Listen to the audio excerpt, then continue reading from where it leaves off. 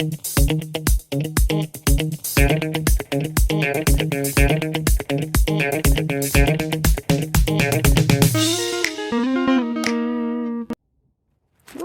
hi.